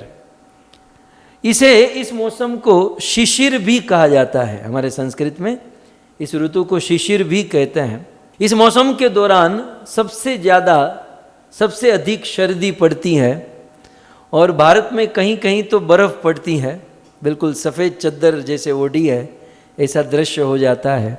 सभी मौसम में, इस मौसम में सबसे ज़्यादा ठंड होती है। दिसंबर से लेकर फरवरी तक चलती हैं, और हिंदू महीने में माघ से फाल्गुन तक होता है। इस मौसम में लोहड़ी उत्सव होता है, गुरु गोविंद जयंती होती है, और फिर वसंत पंचमी इस महीने के अंत में मनाया जाता है। इस प्रकार से ये 6 ऋतु हैं, वसंत, ग्रीष्म, वर्षा, शरद, हेमंत और शीत, 6 ऋतु। अब आइए, अब ऋतु द्वीप में हम लोग आते हैं। अब ये 6 ऋतु जो है, 12 महीने लगते हैं ये 6 ऋतुओं को अपनी लीला करने में। ठीक है, 6 ऋतु की अपनी अपनी अलग से विशेष महिमा है, लेकिन इसको 12 महीने लगते हैं सब कंप्लीट करने में। लेकिन भक्तों, ये 6 ऋतु ये इस ऋतु द्वीप में रोज देखने मिलती हैं। ये 6 ऋतु का दर्शन रोज इस ऋतु द्वीप में होता है, क्योंकि ये 6 ऋतु ये ऋतु द्वीप में भगवान की सेवा के लिए बैठी हैं। कि हम साल भर राह नहीं देखेंगे, हम एक ही दिन में ये 6 ऋतु का आस्वादन श्री राधा कृष्ण को कराएंगे, श्री चैतन्य महाप्रभु को कराएंगे। सो ऋतुद्वीप का नाम ऋतुद्वीप इसलिए है क्योंकि इस द्वीप में 6 ऋतु एक साथ माने एक दिन में 6 ऋतु होती है। मतलब समझो 24 घंटे हैं तो 4 घंटे पकड़ लीजिए, एक ऋतु 4 घंटे, फिर बदल कर दूसरी ऋतु, तीसरी ऋतु, चौथी ऋतु, इस प्रकार से। और ये सारी ऋतु वसंत ऋतु के अंडर में काम करती है। मतलब मूल रूप से वसंत ऋतु है, और वसंत ऋतु इन सारी ऋतुओं को कंट्रोल करती है। इसलिए इसे पुराणों में ऋतुद्वीप कहते हैं, गवर्नमेंट के पेपर पर इसे रातुपुर कहते हैं। इसका भौतिक नाम जो है वो रातुपुर है और पुराणों में इसे ऋतुद्वीप कहते हैं। चैतन्य महाप्रभु यहाँ पर जब आते थे, अक्सर चैतन्य महाप्रभु ऋतुद्वीप में आते थे और यहाँ आकर चैतन्य महाप्रभु उदंड नृत्य, उदंड कीर्तन करते थे। इस ऋतुद्वीप में आकर श्री चैतन्य महाप्रभु को ब्रज की याद आ जाती, अपने ब्रज के श्रीदाम सुबल सखाओं की याद आती। इस ऋतुद्वीप में आकर श्री चैतन्य महाप्रभु को ब्रज की गायों की याद आती। सो इस प्रकार श्री चैतन्य महाप्रभु यहाँ पर कीर्तन करते। श्री नित्यानंद प्रभु भी जब यहाँ पर आए, अब मेरे पीछे गोविंद टीवी बाकी बुद्धिमान है, मैं तो अभी देख रहा हूँ, ये मेरे पीछे कीर्तन का ये फोटो लगाया है। सो ये परफेक्ट फोटो है। इस ऋतुद्वीप में महाप्रभु बहुत सुंदर नृत्य कीर्तन करते और श्री नित्यानंद प्रभु भी बहुत सुंदर नृत्य कीर्तन आदि करते। ऐसा वर्णन है, यहाँ आकर नित्यानंद प्रभु बड़े विरह में रोए थे, कीर्तन किए थे। अब यहाँ पर बहुत सुंदर स्थान है, राधा कुंड और श्याम कुंड। इस ऋतुद्वीप में राधा कुंड और श्याम कुंड। गोविंद टीवी पहुँच चुके हैं भाई, 2 मिनट रुको, मैं थोड़ा बता देता हूँ, फिर हम दर्शन करेंगे। राधा कुंड श्याम कुंड आप जानते हैं, उपदेशामृत में रूप गोस्वामी ने कहा, वैकुंठात जनितो मधुपुरी तत्रापि राजसोत्सवाद। वैकुंठ से भी उत्तम, पहले तो ये जन लोग, महर लोग, तप लोग, ये सब तो बिल्कुल नीच स्थान है, नीचे के स्थान है। इस भौतिक संसार से सबसे ऊंचा है वैकुंठ। उसमें भी साकेत और ये और बहुत कुछ है, लेकिन सबसे ऊपर कौन है? वैकुंठ। वैकुंठ से भी ऊपर कौन है? वैकुंठ से ऊपर है मथुरा। मथुरा से ऊपर है जहां रास होती है, ऐसा वृंदावन। अच्छा, वृंदावन से भी ऊपर है गोवर्धन। और फिर अंत में कहते हैं कि गोवर्धन से भी ऊपर एक स्थान है जो बिल्कुल टॉप मोस्ट, उसके ऊपर कुछ नहीं है। सो गोवर्धन से भी उत्तम है और वो है राधा कुंड। राधा कुंड जो सबसे उत्तम और सबसे ऊपर का स्थान है। श्री वराह पुराण में लिखा है, सर्व पाप हरिस्तीर्थ नमस्ते हरि मुक्तुद नमः केवल्य नाथाय राधा कृष्ण अभिद्यते। सभी पापों से मुक्त करने वाला और प्रेम भक्ति प्रदान करने वाला श्री राधा कुंड है। कथा जस्ट 1 मिनट में स्मरण कर लीजिए। कंस ने एक बहुत बड़े असुर को भेजा और वह असुर बेल का रूप लेकर आया, जिसका नाम हुआ अरिष्ठासुर। और असुर तो असुर होते हैं। अब देखिए, यदि कोई व्यक्ति धर्म की आड़ लेकर अधर्म करता है, धर्म का बख्तर पहनकर अधर्म करता है, तो पहले उस धर्म के बख्तर को तोड़ना होगा, धर्म के बख्तर को काटना होगा, क्योंकि धर्म के पीछे अधर्म छुपा है। जब अरिष्ठासुर ब्रज में आया तो वो गाय का रूप लेकर, बैल का रूप लेकर आया, धर्म की आड़ में अधर्म करने को आया। ये तो ऐसा ही हुआ जैसे गंगा जल से शराब बनाकर कोई पी रहा है। शराब तो पी रहा है, लेकिन हम तो भाई गंगा जल से, ये गंगा जल से शराब। अब गंगा जल से शराब बनाकर पीना माने ये तो ऐसा ही हुआ ना कि धर्म के आड़ में अधर्म करना। तो कंस के असुर ने ऐसा ही किया, धर्म के आड़ में अधर्म। वह अरिष्ठ का रूप लेकर आया और भगवान श्री कृष्ण को, व्रजवासियों को मारने का प्रयास किया। और भगवान श्री कृष्ण ने उस अरिष्ठासुर का वध कर दिया। और उसी दिन राधा रानी से मिलने की अपॉइंटमेंट थी, क्या कहते हैं, डेट कहते ना, उसी दिन डेट थी, राधा रानी से मिलना था।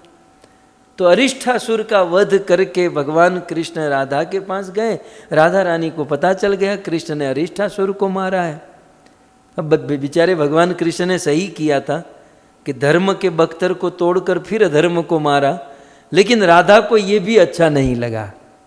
राधा रानी ने कहा, जो भी है वो आया था बेल का रूप लेकर, और कृष्ण आपने आज अपराध किया है, पाप किया है, गौ हत्या का पाप आपको लगा है, इसलिए हमारा मिलने की जो डेट है ये सब कैंसिल करो, और आप ये सब, मुझे आपसे मिलना नहीं, मेरा मूड नहीं बन रहा है। अरे कृष्ण ने कहा, राधे अब ये तो आते जाते, तुम क्यों चिंता कर रही हो? ऐसे एक नहीं, ऐसे हजारों बेल बना दूंगा, तुम कोई नहीं। आपने अपने हाथों से क्यों मारा? जब बार बार राधा ने कहा तो कृष्ण ने तो ठीक है चलो मारा तो मारा, अब इसका कोई प्रायश्चित है? किसी भी पाप का प्रायश्चित? बोले प्रायश्चित है, दुनिया में जितने भी तीर्थ हैं सभी तीर्थों में स्नान करके आओ, फिर हम लोग मिलेंगे। कृष्ण ने सोचा कि ये सब बाहर जाऊंगा, कब आऊंगा, कब मिलूंगा? बोले ठीक है बाहर जाकर आओ, मिलेंगे। बोले हाँ। सारे तीर्थों में स्नान कर लूंगा तो उसके बाद मिलेंगे। बोले हाँ। तो उसी समय भगवान श्री कृष्ण ने अपनी बांसुरी से या अपने चरण के अंगूठे से एक भूमि में खड्डा किया, थोड़ा सा खड्डा हो गया, और उसी समय मूर्तिमंत सारे तीर्थ वहां पर प्रकट हुए और भगवान को प्रणाम करने लगे। भगवान ने कहा अपने तीर्थों का जल इस खड्डे में डालो। गंगा, यमुना, सरस्वती, कावेरी, नर्मदा, अलखनंदा, प्रयाग सब लोग आए, वहां पर जल डाला। राधा के देखते कृष्ण ने स्नान किया। कृष्ण ने कहा अब हो गया, ये सारे तीर्थ तुम्हारे सामने खड़े हैं, सारे तीर्थों का जल यहाँ पर है और मैंने स्नान किया, प्रायश्चित हो गया, चलो ये सब खत्म करो, अब हमारा शुरू करो। राधा रानी ने कहा ये चमत्कार कैसे हुआ? इस कुंड का नाम, बोले इस कुंड ये अभी बना, इसका नाम कृष्ण कुंड है। राधा ने कहा आप लोग कुंड बना सकते हो तो हम क्यों नहीं बना सकते? तब श्रीमती राधा रानी अपनी चूड़ी से कुंड खोदने लगी। अब कृष्ण तो लीलामय, वो तो तुरंत बना दिए। राधा और अपनी सखियों के साथ बनाने। कृष्ण ने कहा जी हेल्प करूं? बोले हमें आपकी हेल्प नहीं चाहिए, हमको बनाने दो। श्रीमती राधा रानी ने अपने हाथों से कुंड बनाया और फिर उस कुंड में सारे तीर्थों का जल आया। फिर राधा और कृष्ण ने उस कुंड में एक साथ स्नान किया। सो राधा कुंड और श्याम कुंड और कुछ नहीं, राधा और कृष्ण का प्रेम जल, राधा और कृष्ण ही जल के रूप में प्रवाहित हो गए, जल के रूप में परिणित हो गए। तो वो जो राधा कुंड है उसकी उपस्थिति यहाँ ऋतु द्वीप में है। सो ऋतु द्वीप में किस प्रकार से, एक श्लोक में श्रीमद नित्यानंद प्रभु ने निवेदन किया, आप लोग देख सकते हैं। श्री नित्यानंद प्रभु कहते हैं स्थान समान भाई त्रिजगते नाही पाई। ऋतुद्वीप में जब इस राधा कुंड श्याम कुंड के पास नित्यानंद प्रभु पहुंचे तब उन्होंने जीव गोस्वामी और अन्य भक्तों को क्या कहा? ऋतुद्वीप में राधा कुंड श्याम कुंड के पास पहुंचकर ये शब्द कहा, ये स्थान समान भाई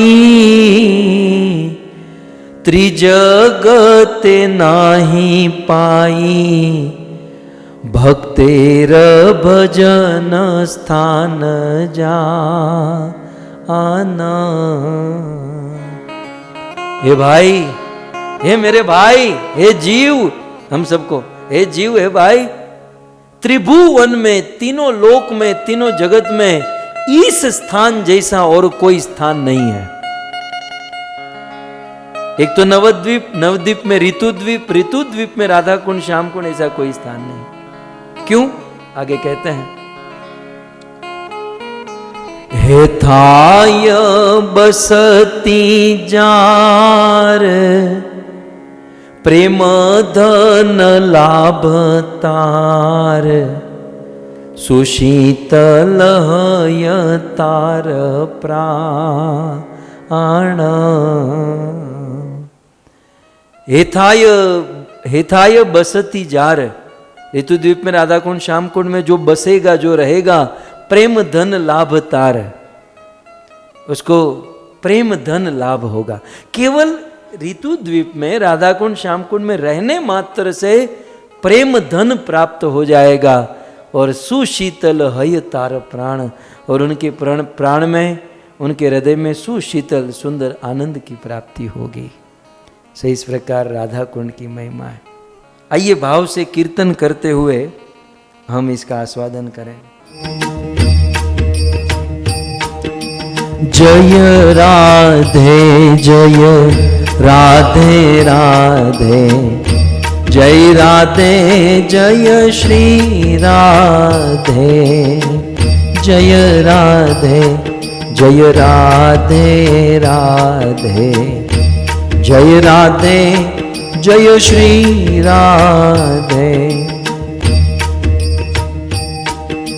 राधे राधे राधे बरसाने वाली राधे, राधे राधे राधे बरसाने वाली राधे।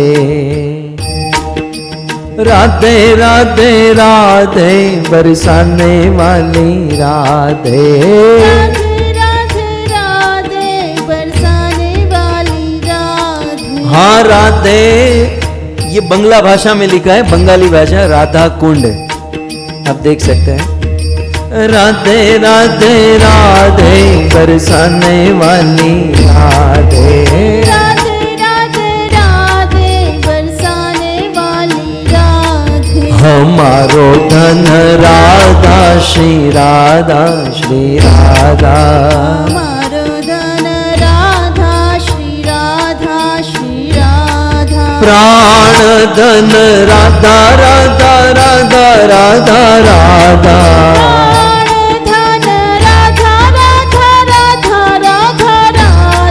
प्राण धन राधा राधा राधा राधा राधा। प्राण धन राधा राधा राधा राधा राधा, हमारो धन राधा श्री राधा श्री राधा, राधा श्री राधा श्री राधा। जीवन धन राधा राधा राधा राधा राधा, जीवन धन राधा राधा राधा राधा राधा।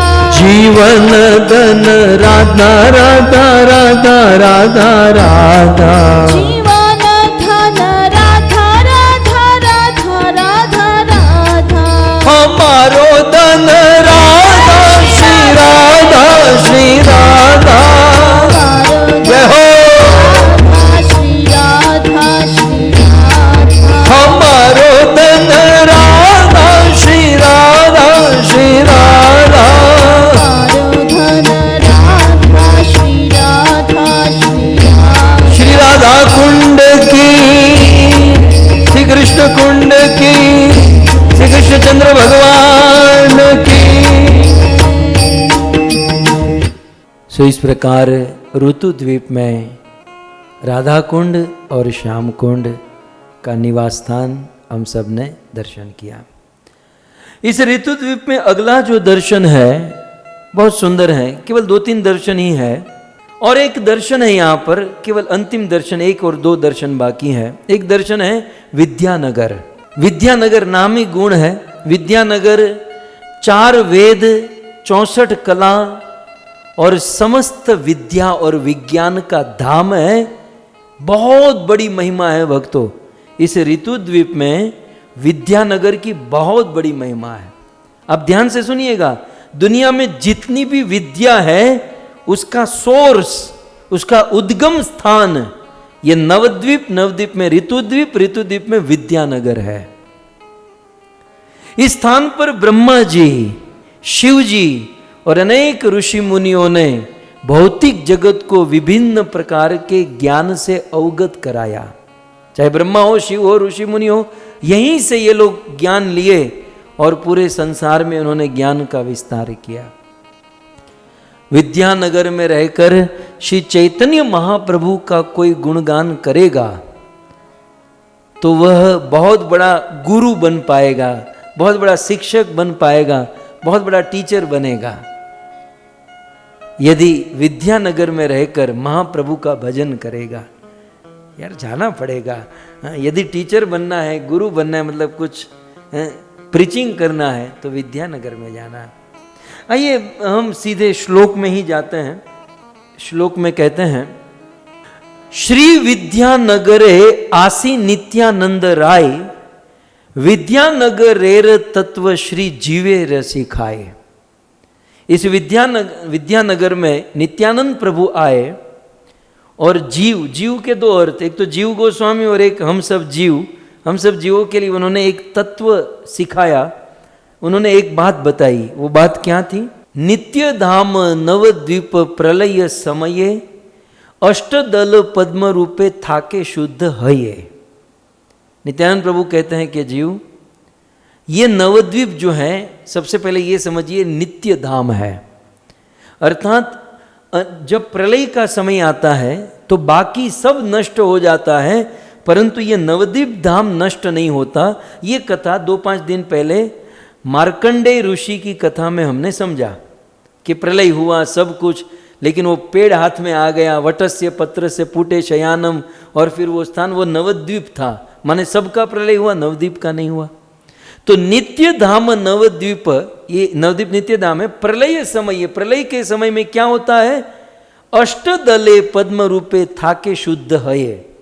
तो प्रलय के समय ये नवद्वीप 8 पंखड़ी वाला जो नवद्वीप है, जो हम अभी देख रहे हैं बारंबार, तो प्रलय के समय में शुद्ध हये। शुद्ध हये माने ये नष्ट नहीं होता, ये वैसा का वैसा ही रहता है।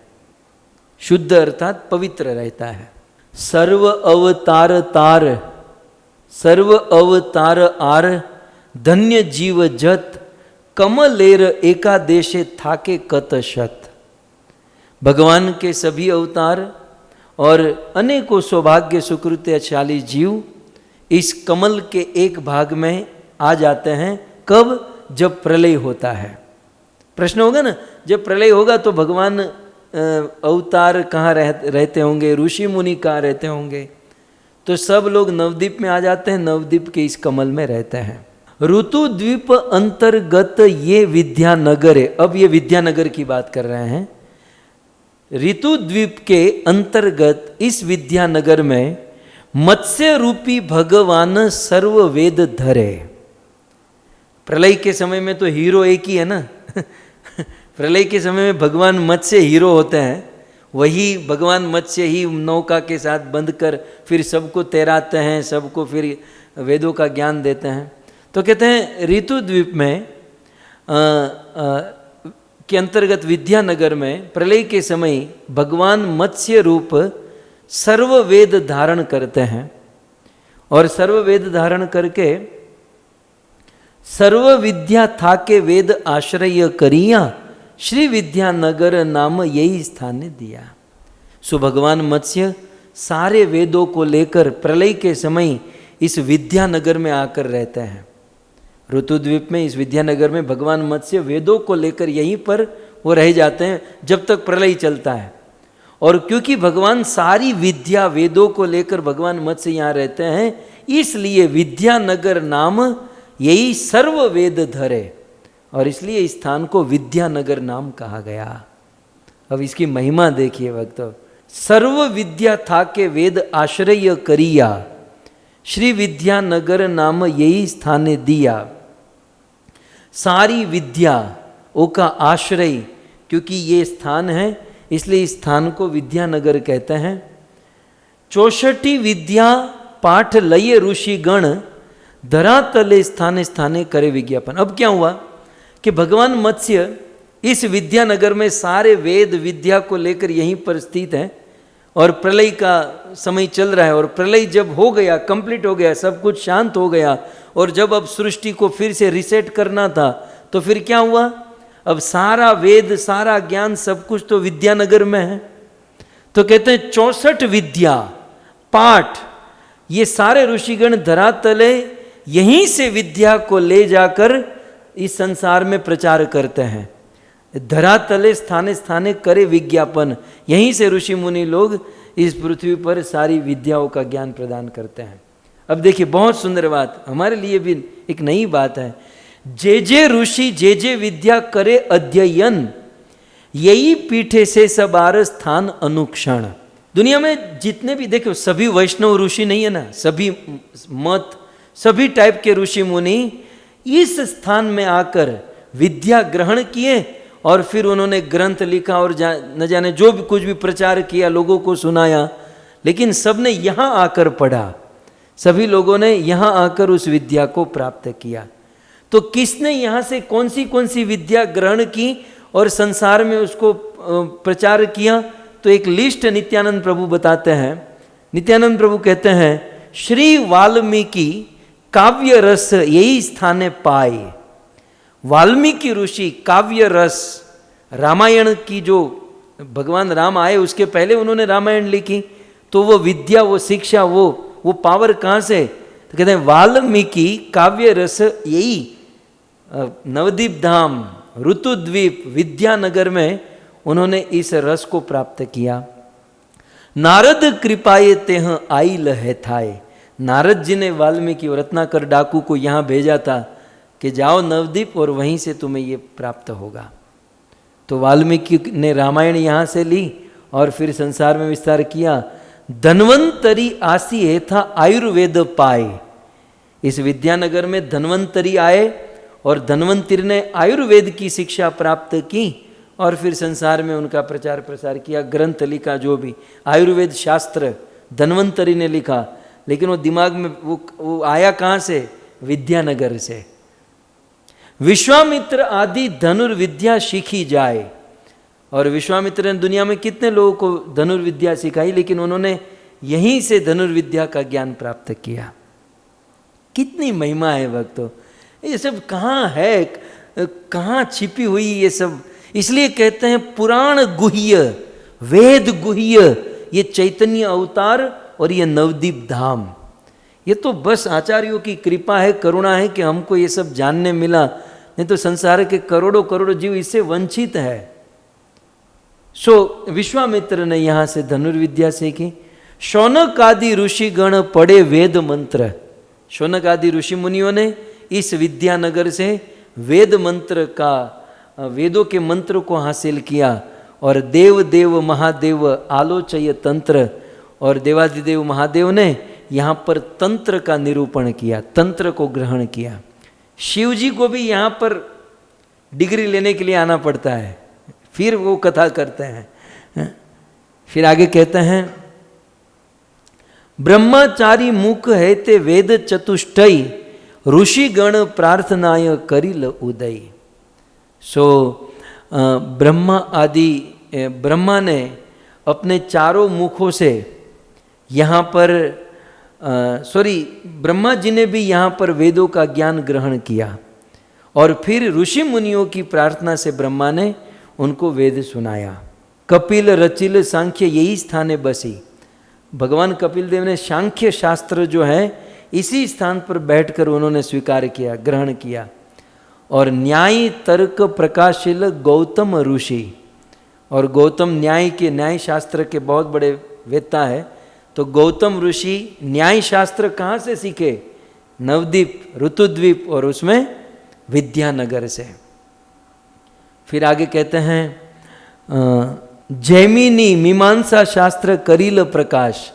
जैमिनी ऋषि ने मीमांसा, बहुत सारी मीमांसा है वेदों में, तो जैमिनी ऋषि ने मीमांसा शास्त्र यहीं से प्राप्त किया।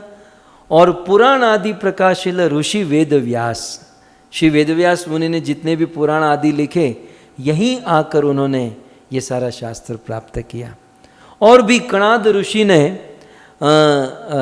तर्क शास्त्र इसी स्थान पर आकर उन्होंने सीखा, ग्रहण किया। पंचरात्र नारद आदि ऋषि पंचजन, नारद मुनि ने इस विद्यानगर में आकर पंचरात्र को सीखा, पंचरात्र को। अब आपको नहीं लगता है कि ये बड़े बड़े लोग वहाँ जाकर सीख कर आए, तो हम लोग थोड़ा बहुत तो माथा मारे वहाँ जाके, भले कुछ न आए लेकिन कम से कम इतना तो कहा जाएगा कि ये सब लोग जिस यूनिवर्सिटी में पढ़े हैं, ये नारद भारत, तो हम भी उसी यूनिवर्सिटी से हैं। तो एक बार मेरे साथ चलिएगा, विद्यानगर जाएंगे हम लोग, आज भी विद्यानगर। सो नारद ने पंचरात्र यहीं से प्राप्त किया। प्रकाश या जीवगणे सिखाए साधन, और संसार के सभी जीवों को नारद मुनि ने साधन सिखाया। फिर आगे कहते हैं यही उपवन सर्व उपनिषद गण। इसी उपवन में, इसी विद्यानगर में सारे उपनिषद बहुकाल गौरांगेर करे आराधन। ये जितने भी उपनिषद है बहुत समय तक इस विद्यानगर में श्री गौरांग चैतन्य महाप्रभु की आराधना करने लगे। तो इसका कंक्लूजन क्या हुआ? नवदीप मंडल में ऋतुद्वीप है, ऋतुद्वीप में विद्यानगर स्थान है, और भी आगे बहुत सारी बात आएगी, लेकिन इस विद्यानगर स्थान में सारी विद्या का स्रोत यहाँ से प्रकट होता है। क्योंकि प्रलय में बाकी सब तो खत्म हो जाता है। इवन प्रलय में ब्रह्मा की बुद्धि भी खाली हो जाती है। ब्रह्मा के दिमाग में जो मेमोरी पावर है वो सब डिलीट, मतलब सब कुछ डिलीट हो जाता है, फिर नवे सर से यहाँ से शुरू होता है। तो ये यहाँ का उद्गम स्थान है। अब देखिए, अब हम लोग सोचेंगे हम लोग वहाँ जाएंगे, विद्या प्राप्त करेंगे और विद्वान बन भी जाएंगे। लेकिन एक चीज का ध्यान रखना है, नित्यानंद प्रभु कहते हैं सर्व पाप सर्व कर्म हेता हयक्षय। यदि यहाँ आकर विद्या ग्रहण करेंगे तो सारे पाप खत्म हो जाएंगे, सारे संशय खत्म हो जाएंगे, बुरे कर्म खत्म हो जाएंगे, और प्रौढ़ माया विद्या रूपे करे कर्मलय। तो और प्रौढ़ माया यहाँ पर बैठी है, पार्वती प्रौढ़ माया के रूप में बैठी है। वो क्या करती है, क्या करती है देखिए, किंतु यदि श्री वैष्णवे अपराध थाके, कोई कितना भी विद्या ग्रहण कर ले, चाहे यहाँ से या कहीं बाहर से, लेकिन किंतु यदि वैष्णव अपराध थाके, वैष्णव अपराध वो करेगा, तबे दूर करे तारे कर्मेर विपाके। तो ये प्रौढ़ माया देवी जिसका कल हमने दर्शन किया, वैष्णव अपराध करने वाले व्यक्ति को भगवान से दूर, विद्या तो प्राप्त कर लिया लेकिन उसे भगवान से दूर कर देगा। अब जो विद्या भगवान की प्राप्ति न कराए तो वो विद्या विद्या ही नहीं है, केवल वो अभिमान रह जाता है कि मैं विद्वान हूँ, मुझे श्लोक आता है, मुझे मंत्र आता है, लेकिन अंदर से तो भगवान से दूर है। और यहाँ पर विद्या वधु जीवनम को याद कर लेना चाहिए। विद्या एक वधु है, बहू है, उसका पति भगवान कृष्ण है, तो विद्या कृष्ण से दूर होनी नहीं चाहिए। यदि दूर हुई तो वो विधवा है, वो वधु नहीं है। यदि वैष्णव अपराध हमने किया तो हमें विद्या से दूर लेकर चले जाएंगे। विद्या तो रहेगी लेकिन उसी विद्या का अभिमान हो जाएगा। विद्या पड़ी नदी आए ये सब दुर्जन, कबू नाही पाए कृष्ण पदे प्रेम धन। यदि वैष्णव अपराध करेंगे, कितनी भी विद्या प्राप्त कर लोगे, कबू नाही पाए कृष्ण प्रेम धन, कृष्ण प्रेम धन को कभी प्राप्त नहीं कर पाएंगे। इसलिए अविद्या विद्यार लाभ करे सही सब, नाही देखे गौरांग नदिया वैभव। यही विद्या नहे अमंगल विद्यार, और विद्यार अविद्या छाड़ अमंगल है। तो कुल मिलाकर बहुत सारी बातें हैं, समय हो चुका है, तो कुल मिलाकर ये विद्यानगर है। और विद्यानगर में ये आ गया इसका, ये लोग पहुंच गए हैं, ये लोग मुझे बोलने नहीं देंगे। ये एक मिनट इसको ले लेता हूँ, घोड़ी कैमरा लेकर। हरे कृष्णा। सभी भक्तों के चरणों में दंडवत प्रणाम। और बहुत ही सुंदर हम आपको जो गोविंद टीवी के माध्यम से पूरे गौर मंडल के दर्शन करा रहे हैं, उसमें हम बहुत ही सुंदर स्थान पे अभी आए हैं।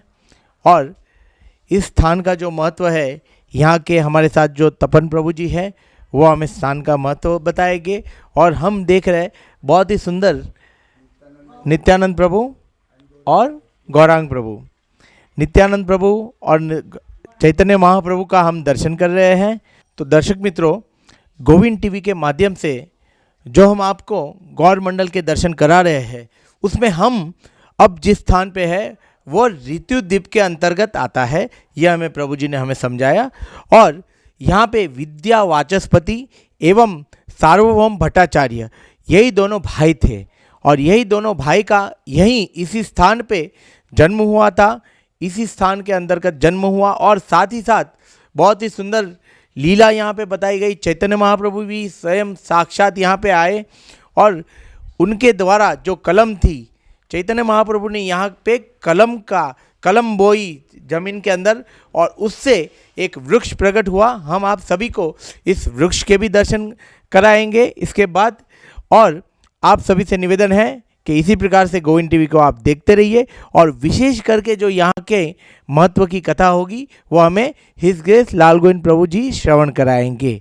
हरे कृष्णा। तो नवद्वीप के अंतर्गत ऋतुद्वीप है, और उसमें ये विद्यानगर स्थान है। ये विद्यानगर स्थान जो है, विशारद के दो पुत्र हुए, एक विद्या वाचस्पति और दूसरे सार्वभौम भट्टाचार्य। भक्तों, जब ये विद्यानगर इस प्रकार की इसकी महिमा छाई ना, तो देवताओं के गुरु बृहस्पति के मन में इच्छा हो गई, देवताओं के गुरु के मन में इच्छा हो गई कि जन्म लेना हो तो यहां पर लेना चाहिए। सो देव गुरु बृहस्पति विशारद के पुत्र के रूप में विद्यानगर में उनका जन्म हुआ और उनका नाम हुआ सार्वभौम भट्टाचार्य, जो विद्या वाचस्पति के दोनों प्रतिभाशाली हुए। लेकिन सार्वभौम भट्टाचार्य की कथा हम लोग आप सब लोग जानते हैं। सार्वभौम भट्टाचार्य का जन्म यहाँ पर हुआ क्योंकि वे जानते थे कि भगवान का यहाँ पर श्री चैतन्य महाप्रभु आने वाले हैं, तो उनसे मिलन और यहाँ की विद्या आदि ग्रहण करने के लिए ईस्वी सन 1460 में सार्वभौम भट्टाचार्य यहाँ पर प्रकट हुए। उन्होंने इस विद्यानगर से ज्ञान विद्या शिक्षा प्राप्त की और फिर सार्वभौम भट्टाचार्य यहाँ से जगन्नाथपुरी चले गए। फिर कथा आप सब जानते ना कि चैतन्य महाप्रभु संन्यास लेकर जगन्नाथपुरी गए और प्रथम बार जगन्नाथ जी को देखकर मूर्छित होकर गिर गए, और फिर सार्वभौम भट्टाचार्य आए और चैतन्य महाप्रभु को अपने वहाँ लेकर चले गए। तो इस प्रकार ये जो वृक्ष ये लोग दिखा रहे हैं, यहाँ पर ऐसे 11 वृक्ष है। कितने? 11 वृक्ष है। श्री चैतन्य महाप्रभु यहाँ पर आए, ये विद्यानगर है। महाप्रभु ने यहाँ पर कलम से, चैतन्य महाप्रभु जिस कलम से लिखते थे वो कलम महाप्रभु ने यहाँ पर बोई और उस कलम से वृक्ष बन गए। विद्वानों का ऐसा मानना है कि वृक्ष जो है, वृक्ष की कितनी कोटि होती है, वृक्ष की कितनी जाति होती हैं, आप देख सकते हैं।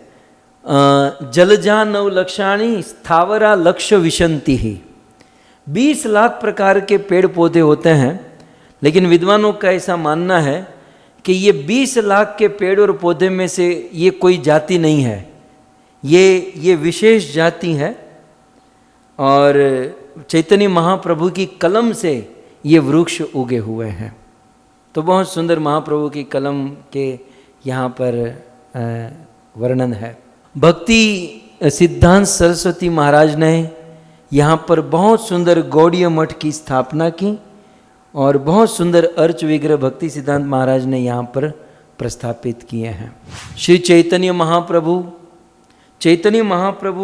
जब प्रथम बार संन्यास लेकर वृंदावन जा रहे थे, तो महाप्रभु, जैसे मैंने कहा ना, संन्यास लेकर वृंदावन जाते समय कल कोल द्वीप में आए, तो कोल द्वीप से पहले श्री चैतन्य महाप्रभु यहाँ पर आए विद्यानगर, और विद्यानगर आकर 5 दिन तक विद्या वाचस्पति के वहाँ चैतन्य महाप्रभु रुके। और वहाँ के लोगों को पता चला महाप्रभु आए हैं, तो वहाँ पर सैकड़ों हजारों लोगों की भीड़ जम गई। और महाप्रभु को पता चला कुछ अव्यवस्था होने लगी, और फिर महाप्रभु एक दिन चुपके से यहाँ से निकलकर कोल द्वीप में चले गए, जो कल हमने सुना था। सो यहाँ पर श्री चैतन्य महाप्रभु आए। ये विद्यानगर हैं और विद्यानगर श्री ऋतु द्वीप के अंतर्गत हैं, जो आप सब परिक्रमा के दौरान यहाँ पर आए हैं। तो आज हमारी नवद्वीप मंडल परिक्रमा का 9वां दिन जो है ये विराम होने जा रहा है। भक्तों, सच कहें तो आप लोगों के साथ परिक्रमा करने का बड़ा आनंद आया, बड़ा सुख मिला। आप सबको देखते, कुछ यहाँ बैठे हैं, कुछ यहाँ बैठे हैं, कुछ हंस रहे हैं, कुछ चिंतन कर रहे हैं, कुछ लिख रहे हैं। बड़ा आनंद आप जैसे भक्तों के साथ। सभी भक्तों का भूरी भूरी धन्यवाद। आप लोगों के सहयोग से आज नवद्वीप मंडल परिक्रमा के 9 दिन समाप्त हुए हैं और 6 द्वीप की यात्रा समाप्त हो रही है। आइए जय जयकार करते हुए हम आज के सत्र को विराम करें। श्री नवद्वीप मंडल परिक्रमा के कली पावन अवतार श्री चैतन्य महाप्रभु की, जगत गुरु श्रील प्रभुपाद की, निताय गौर प्रेमानंदे। जय जय श्री राधे, जय जय श्री राधे, जय जय श्री राधे श्याम।